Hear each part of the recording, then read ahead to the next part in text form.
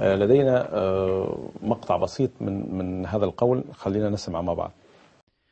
قال رئيس الوزراء البريطاني ديفيد كاميرون إنه حان وقت رحيل الزعيم الليبي معمر القذافي، مضيفا أن القذافي لا يملك أي دور في مستقبل بلاده. وفي سياق متصل قالت الحكومة البريطانية إنها سحبت الحصانة الدبلوماسية من الزعيم الليبي معمر القذافي، كما جمدت الأصول المملوكة للقذافي وأفراد عائلته، وذلك وفقا للعقوبات التي فرضتها الأمم المتحدة على ليبيا. ويأتي هو الآن أصبح كبلير لما كان ذيلا لبوش الصغير، هذا أصبح ذيلا ويطالبون رحيل قذافي. مين؟ قذافي مواطن ليبي. القذافي ليس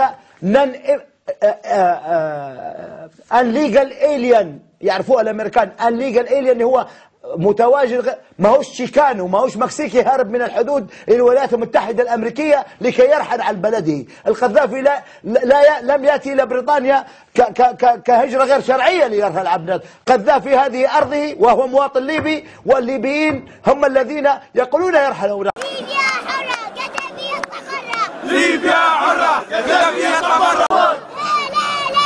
معمر وعياله. لا لا لا معمر وعياله.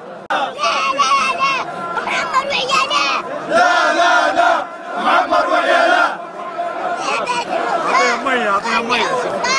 يا احباب المختار طلعوها الفار. أما يرحل شي قصة، هي غناية. يرحل أرحل أرحل. طير طير طير يا معمر يا حقير. طير طير طير يا معمر يا حقير. لا نطلع يا دكتاتور يطلع والتحريق سوري. لا نطلع يا دكتاتور يطلع والتحريق سوري. يرحل أين يذهب؟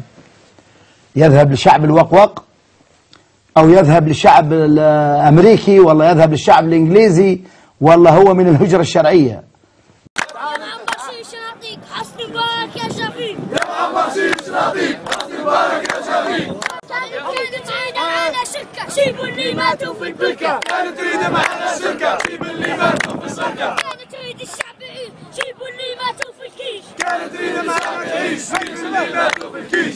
هذه آخرتها.